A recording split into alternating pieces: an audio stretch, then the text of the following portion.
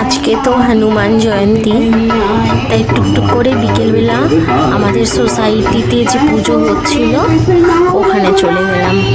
মনটা না খুব ভালো হয়ে গেছে। তোমরাও শোনো ওখানের কীর্তন।